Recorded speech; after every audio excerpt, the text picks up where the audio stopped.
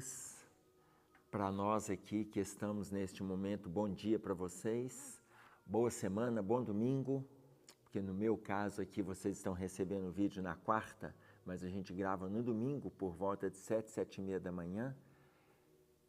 Eu espero que vocês estejam desfrutando dos nossos estudos, eu espero que vocês estejam bem, vocês devem notar que nós estamos trabalhando várias colocações de irmão José. E aí eu queria trazer uma explicação para vocês, porque o irmão José, ele traz uma abordagem, aliás, as várias abordagens, elas são tão simples. Lembram quando eu fiz referência em outras épocas aí, em outros estudos, em outras colocações, falando sobre o livro Sinal Verde do André Luiz? Eu vejo esse norte. São situações simples para a gente lutar em função do nosso crescimento. Porque às vezes a gente fica almejando situações aí avassaladoras para a gente sair quase anjo da terra. Como isso não vai acontecer? Então vamos pegar o simples para a gente vencer o fácil, para depois lá na frente a gente dar conta do difícil?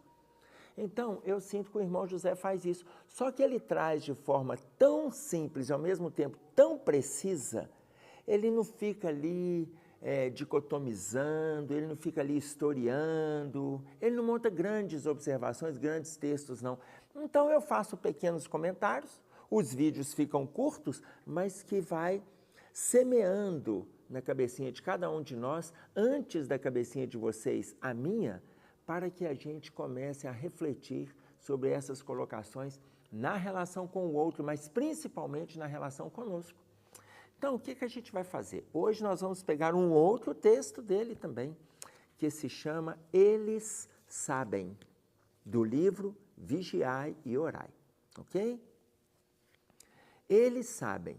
Aqui, só de colocar eles sabem, eu gosto que a gente estabeleça uma diferença que vocês já viram a gente fazer, eu já vou pegar pelo título, tá? Vocês já viram a gente fazer essas colocações em outros momentos sobre a diferença entre conhecimento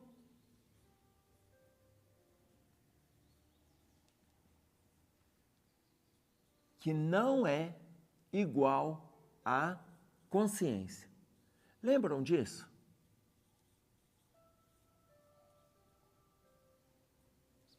Vocês lembram? Então veja, quando ele coloca eles sabem, aí nós vamos avaliar se eles sabem de quem que ele está dizendo, se sabe pelo movimento do conhecimento ou se sabem por uma questão consciencial. Ah, mas existem formas diferentes de perceber os dois? Com certeza. O conhecimento é essa construção que a gente vai fazendo ao longo do dia, ao longo das semanas, ao longo dos meses, dos anos. À medida que isso vai se fixando, a gente vai trabalhando a consciência. Então, o que eu coloco? O que eu digo para vocês aqui? E eu estabeleço isso nas várias referências que a gente vai fazendo nos estudos, que a gente vai fazendo nas palestras. O conhecimento é uma construção teórica. Construção teórica. A consciência é a prática dessa construção. É a prática desse movimento que a gente já fez ao longo dos séculos. Então, tem coisas que estão armazenadas lá no nosso passado, mas que são aprendizagens que nós já fizemos. Então, conhecimento, construção teórica, consciência, a prática daquilo que está construído. Ok? Então, veja como que o irmão José trabalha isso para nós. Eles sabem. Quantos percebes resignados diante da grande provação, evidenciando uma força moral que desconheces, sabem o que fizeram? Repetindo, quantos percebes resignados diante de grande provação? Veja, não existem pessoas que a gente observa que estão com grandes dificuldades? Nós sabemos. Eu estou dizendo agora, não em relação às nossas, porque todos nós temos dificuldades. Já fizemos referência a isso várias vezes. Todos nós temos. Mas quantos que a gente percebe que estão resignados em função das próprias dificuldades e evidenciam uma força moral que desconheces? No fundo, sabem o que fizeram. Quando ele faz referência para nós ao sabem o que fizeram, ele não está falando deste conhecimento, ele está falando deste conhecimento. Ou seja, aquele que já está estruturado na consciência. Ok? Então, inconscientemente, sabem que no pretérito praticaram os mais inconscientes desmandos.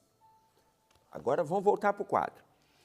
Se ele fala para nós inconscientemente, lembram aquele esquema que a gente faz?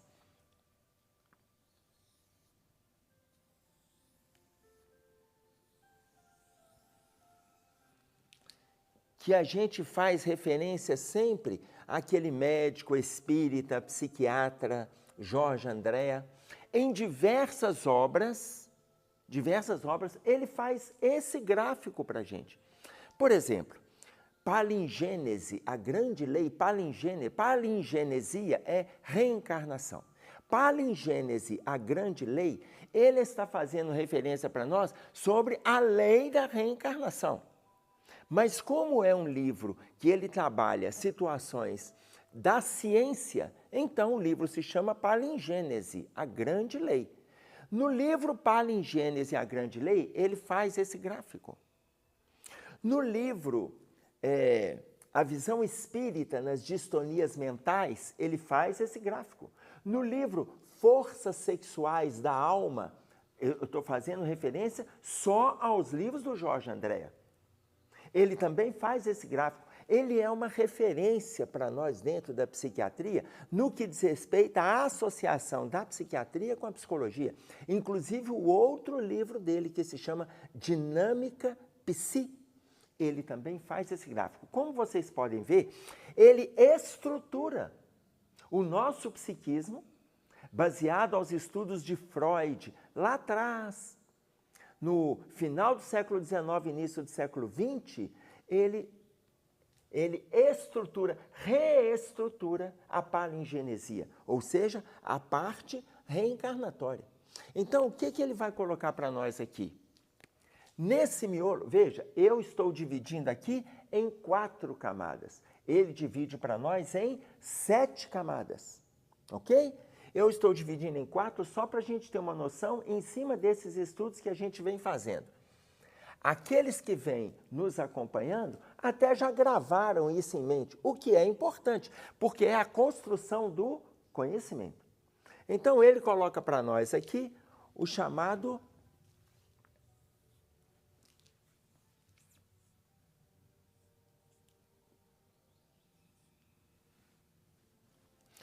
Então, veja, ele coloca para nós esse miolo aqui, o chamado inconsciente ICS, abreviação de inconsciente. Ele coloca para nós como sendo o inconsciente puro. Todo mundo tem. É a presença divina dentro da criatura, todo mundo tem. Intocável. Intocável. Você pode ter acesso por sintonia, você pode ter acesso pelo processo de oração, você pode ter acesso ao inconsciente puro pela meditação, ou seja, sentir a presença divina dentro de você, mas você não vai tocar no sentido de modificar. Você não modifica a essência, ou seja, você não modifica a divindade. É a divindade que trabalha dentro de você para que você se modifique, para facilitar o seu acesso ao divino. Ok?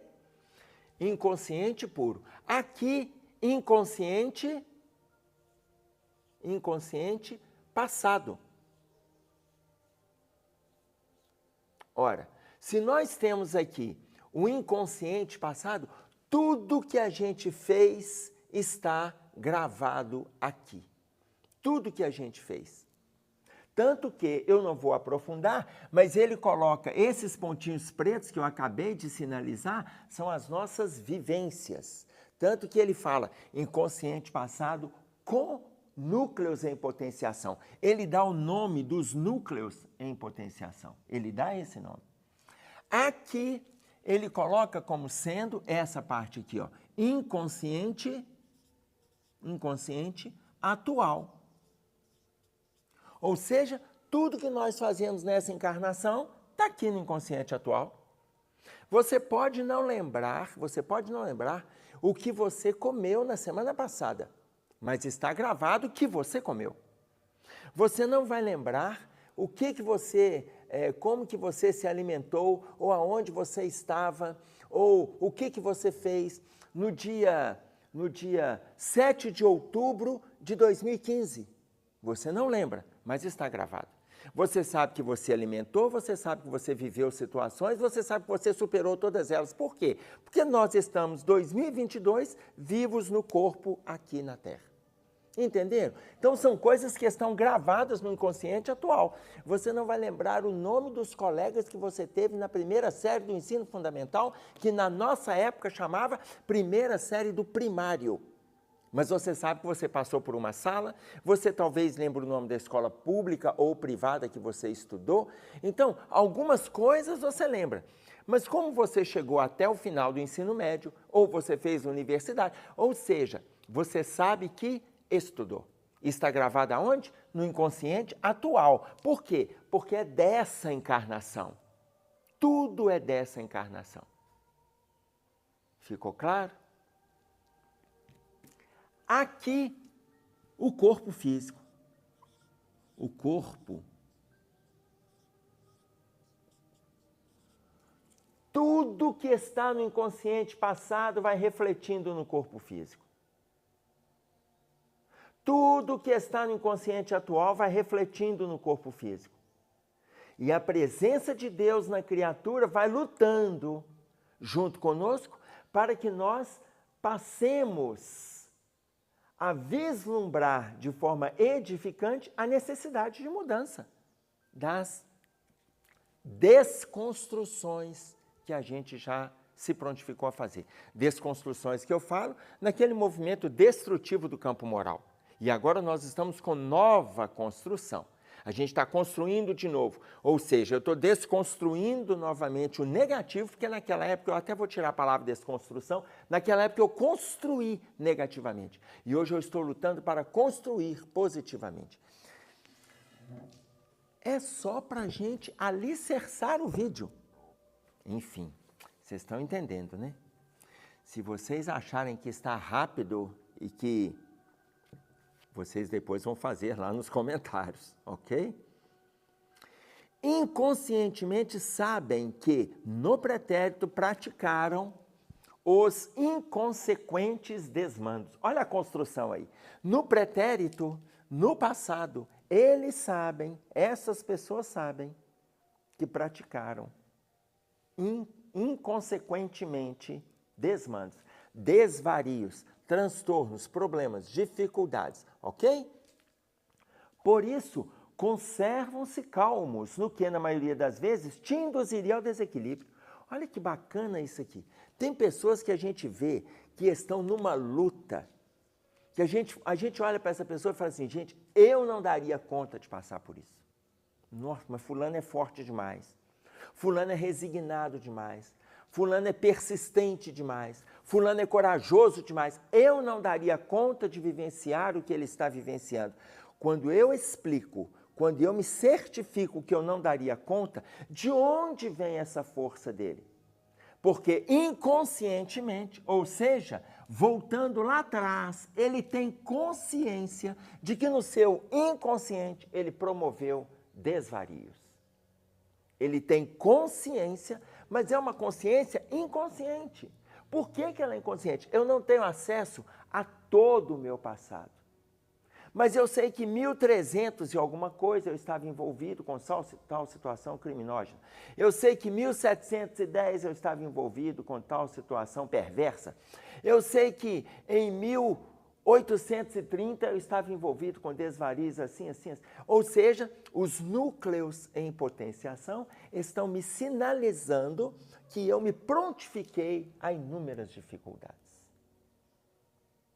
inconsciente passado. Então, hoje, a gente vai vivenciando dificuldades, aí a gente vê pessoas que estão vivenciando dificuldades, e a gente fica assim, como que ele consegue ser tão resignado? Veja, por isso, conservam-se calmos, na maioria das vezes, te induziria ao desequilíbrio. Tanto que a gente vê e fala assim, gente, eu nesse lugar eu já teria caído há muito tempo. Eu no lugar dele já teria me desequilibrado. Eu no lugar dele já teria agredido. Eu no lugar dessa pessoa eu teria feito assim, assim, assim. A gente tem sempre uma solução para o problema do outro e nós temos também a reação que nós teríamos diante do quadro que o outro vive. E aí olha como que o irmão José traz. Eles sabem. Essas pessoas aqui que estão nesse movimento de dor, eles sabem que se encontram em doloroso processo de reajuste. Eles sabem que se encontram em doloroso processo de reajuste. E aí, eu quero fazer uma referência para vocês aqui em Hebreus, no capítulo 12, no versículo 12, quando Paulo coloca para nós, tornai a levantar as mãos cansadas e os joelhos desconjuntados, e endireitai as veredas dos vossos pés. O que ele está dizendo? Caiu, levanta, tornai a levantar estes com muito mais facilidade, muito mais busca pelo equilíbrio, muito mais envolvimento para mudar o seu estado íntimo, eles caem e levantam, não quer dizer que eles não caiam, não quer dizer que não sofram, não quer dizer que não tenham dores, não quer dizer que não tragam dificuldades, tudo isso tem. Mas diferentemente da nossa postura, porque eu estou fazendo referência ao que ele chama de eles, sabem, os resignados, que aqui eles são resignados, eles caem, tornai a levantar as mãos cansadas e os joelhos desconjuntados. Lembram aquele samba que fala para nós? Eu vou falar só um pedacinho do refrão que vocês vão lembrar. Levanta, sacode a poeira e dá a volta por cima. Lembraram? Veja, levanta, sacode a poeira e dá a volta por cima, tornai a levantar as mãos cansadas e os joelhos desconjuntados e endireita o seu caminho. É isso, endireita o seu caminho. Não é para ficar lamentando, o próprio samba coloca isso. O próprio sambinha coloca isso. Ou seja, não é para ficar ali curtindo o obstáculo. Eles não fazem isso. Ou esses que estão resignados, que sabem que precisam trabalhar o inconsciente passado, envolvido em diversas situações de dor, estão resignados. Eles sabem. E aí, ele diz para nós assim, sabem que se encontram em processo doloroso de reajuste. Sabem que ao fim da tormenta que atravessam, terão a consciência pacificada. Ao fim da tormenta que atravessam, terão a consciência pacificada. Ou seja, volta de novo inconscientemente. Por que depois que passar dessa tormenta, terão a consciência pacificada? Olha o contato com o inconsciente puro. Por isso que a gente precisava do gráfico. Depois de vencer as dificuldades que assolam o corpo físico, que atravessam o inconsciente atual, e aí vocês estão assim, mas como que atravessa? Sabe aquela tendência, você, hoje não tem envolvimento grave com as situações perversas, não tem, mas tem desejo. Mas tem uma vontade de pisar na bola, tá? Tem uma vontade. Tem até um livro que agora eu estou lembrando aqui, que ele vai trazendo várias situações simples. Vocês vão ver o livro aqui, eu vou falar o nome do livro, que eu esqueci o nome do autor, que ele é aquele uberabense lá. Não pise na bola. Não pise na bola. Mas o nosso amigo Cássio, que está gravando aqui conosco, vai apresentar o livro para vocês. Aliás, vocês que estão me vendo, ele já está apresentando. Não pise na bola. Então, veja, ele vai colocando situações simples. Por quê? Porque a vontade de pisar na bola, ela existe. A vontade Não quer dizer que a gente tenha que fazer, não quer dizer que a gente vá fazer, e ainda que a gente faça, tornai a levantar as mãos cansadas e os joelhos desconjuntados e endireitai o seu caminho. Endireitai a estrada onde vai pisar os vossos pés. Então, mas acontece a gente errar. Acontece. Os resignados sabem que no final desse movimento eles terão a pacificação, ou seja, encontrarão de forma muito mais saudável, de forma muito mais estável com o inconsciente puro, que é a presença divina no coração deles. Tá claro? Sobretudo, sabem que fardo algum pesa excessivamente nos ombros de quem seja. Sobretudo, eles estão conscientes de que o fardo não está pesado. Claro que a gente muitas vezes acha que é falsa humildade, e não é não. Eles estão carregando aquilo ali de alma, porque inconscientemente, aliás, eu vou fazer diferente, inconscientemente, porque como o inconsciente ele está na nossa região da nuca, conforme coloca para nós André Luiz no livro No Mundo Maior, no capítulo 3, intitulado Comunhão Mental, nós temos a superconsciência, nós temos a consciência e nós temos o inconsciente. Esse inconsciente que está nessa região é o que o Jorge André trabalha aqui para nós. Ok? Então, eles estão conscientes de que nenhum fardo está pesado no ombro deles. E porque sabem de tudo, olha, de retorno à consciência, porque sabem de tudo, ainda conseguem esquecer-se no bem dos semelhantes.